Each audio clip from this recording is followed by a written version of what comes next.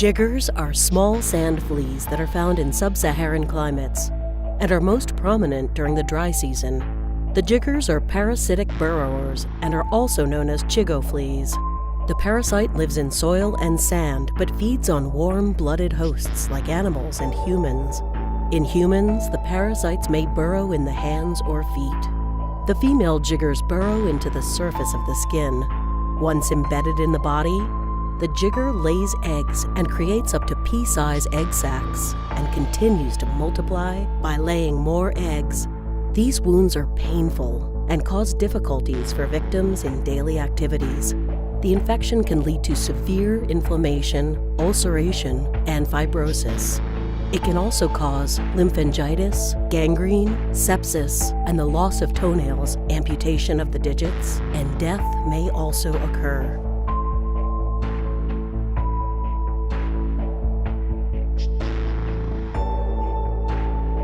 This is one of the most messed up gore stories ever.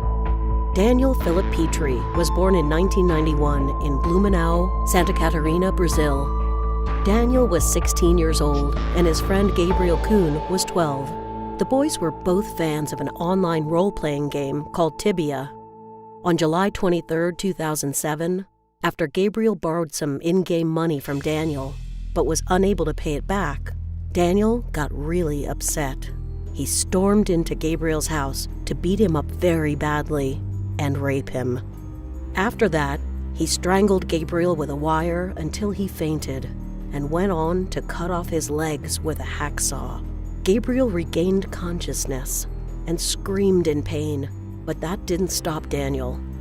The autopsy clearly showed that Gabriel was alive when his legs were cut off. He died soon after with pain and blood loss. Daniel tried to hide the body in the attic, but failed because he could not lift Gabriel's body up the 1.8 meters above the ground, so he just left the body and decided to leave. Gabriel's mutilated body was found soon after by his horrified brother. He was then transferred to a juvenile offender to serve a sentence of just 3 years in prison.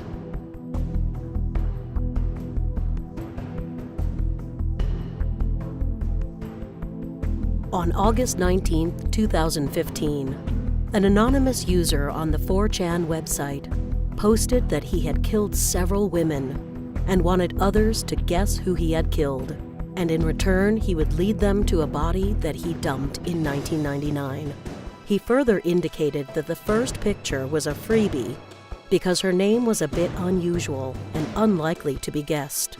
Eventually, when another user guessed a name right, the alleged killer posted pictures of a young woman on the thread, both when she was alive and dead, and implying she seemed to enjoy being with him before her demise. Several users banded together and found that the woman was Shauna Maynard, whose killer had never been caught.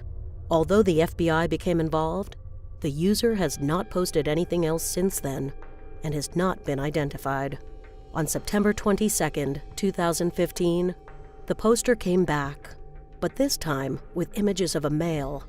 The first was labeled dying, dying, and the second, dead.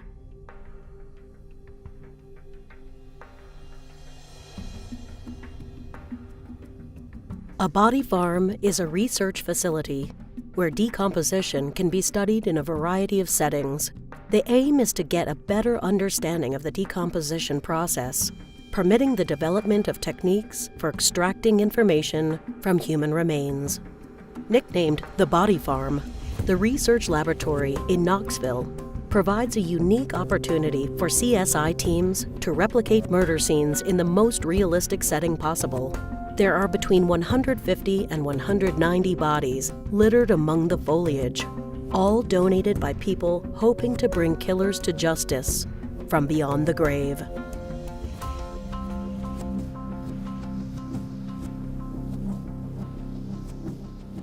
Two Girls, One Cup is considered one of the most shocking videos on the internet, going globally viral in October 2007. It features two girls licking each other's chests, followed by one of the girls filling a pint glass with her own feces. The movie goes on to show both girls licking and sucking at the contents of the cup.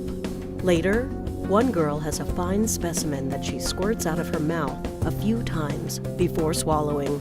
Then the girls start pulling the trigger and puking in each other's mouths.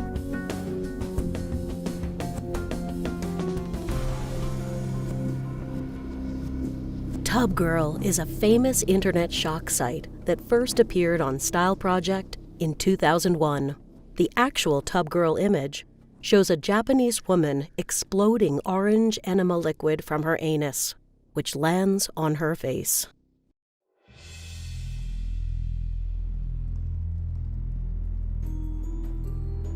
If you're somewhat squeamish, you'd be wise if you chose to pass this video up.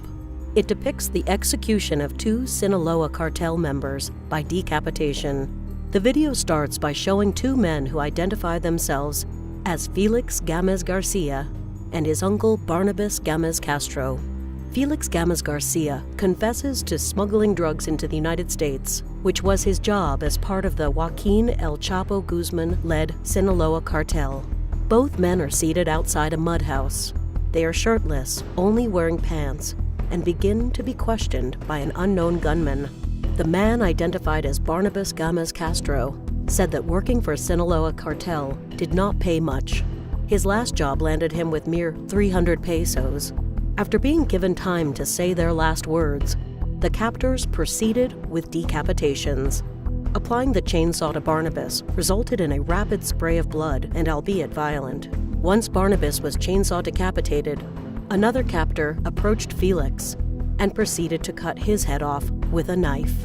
Like his uncle, Felix took what was coming to him without any form of resistance.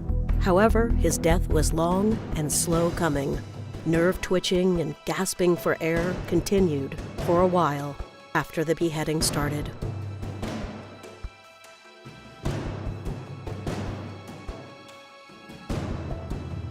On May 25, 2012, an 11-minute video titled "One Lunatic, One Ice Pick" was uploaded to bestgore.com. The sickening snuff video footage shows a naked male tied to a bed being repeatedly stabbed with an ice pick and a kitchen knife. This film is the work of a Canadian gay porn actor and psychopath, Luca Rocco Magnotta. Magnotta filmed himself stabbing Chinese student Lin Jun with an ice pick. He then proceeds to decapitating and dismembering Lin Jun, performing acts of necrophilia on him and feeding bits of him to his dog. He even plays with severed limbs and even rubs his crotch area with them. On May 24, 2012, Lin Jun is last seen entering Magnotta's apartment building on surveillance video. Over the next day, Magnotta is repeatedly seen entering and leaving the building, carrying plastic bags and a gray suitcase. Magnotta was sentenced to life imprisonment, but will be eligible for parole in 25 years. Police also charged bestgore.com owner Mark Merrick for corrupting public morals by posting the video online.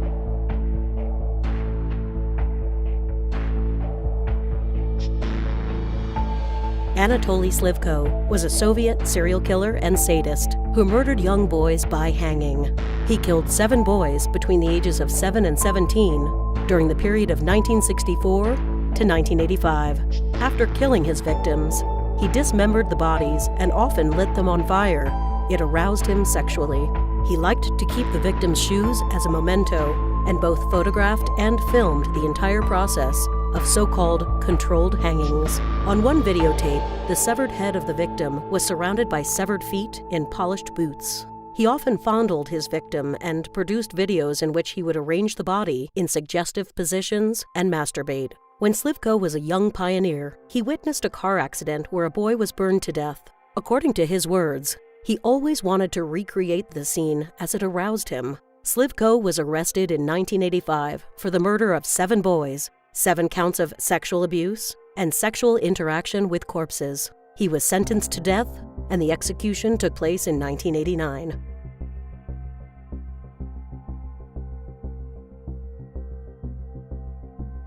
The Dnipropetrovsk maniacs are Ukrainian serial killers responsible for a string of murders in Dnipropetrovsk in June and July 2007. In 2008, a video titled 3 Guys, 1 Hammer was posted to a website depicting 48-year-old Sergei Yatsenko being struck repeatedly in the face with a hammer and then stabbed in the eye and the abdomen with a screwdriver. They filmed several of their murders with cell phones, including the brutal slaying of Sergei Yatsenko, who was pulled off his bicycle and killed. 2 19-year-old locals, Viktor Sayenko and Igor Suprunyak, were arrested and charged with 21 murders. A third conspirator, Alexander Hansa, was charged with 2 armed robberies that took place before the murder spree. On February 11, 2009, all 3 defendants were found guilty. Suprunyak and Sayenko were sentenced to life imprisonment, while Hansa received 9 years in prison. Local media reported the killers had a plan to get rich from the murder videos they recorded, after a foreign website owner offered Igor tons of money if Igor provided him 40 snuff videos in exchange.